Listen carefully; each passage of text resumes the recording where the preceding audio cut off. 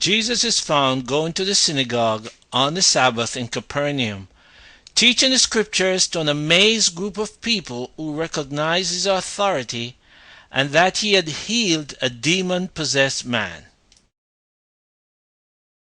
After the meeting, Jesus and his disciples went to the house of Peter and Andrew, and there he healed Peter's mother-in-law.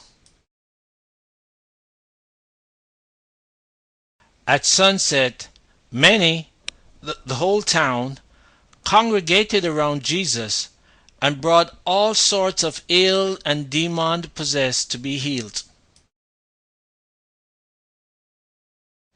Never before had Capernaum witnessed a day like this.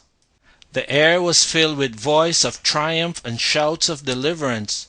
Not until the last sufferer had been relieved did Jesus cease his work. It was far into the night when the multitude departed and silence settled down upon the home of Simon. That must have been an exhausting day for Jesus. However, he did not sleep late the next morning. He needed to be in communion with his Father, so he got up before dawn, went to a solitary place, and spent time in prayer.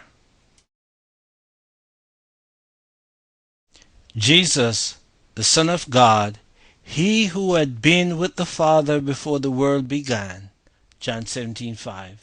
He who had created the entire universe, John 1 verse 3, nevertheless felt the need for prayer.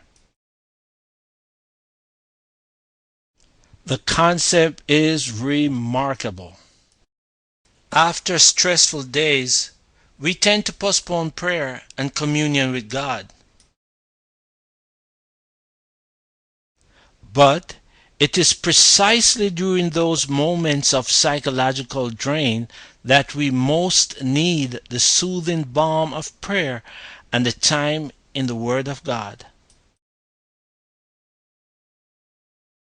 Jesus knew this and practiced consistent closeness with his Father. If this was necessary for Jesus, how much more should it be for us? Prayer is a positive factor in well-being and mental health. However much we don't understand about prayer, about how it works, or even about why it works, we are admonished to pray. Who hasn't felt the positive impact that this can have on your spirit and mind when spending time in communion with the Lord through prayer and reading the Word?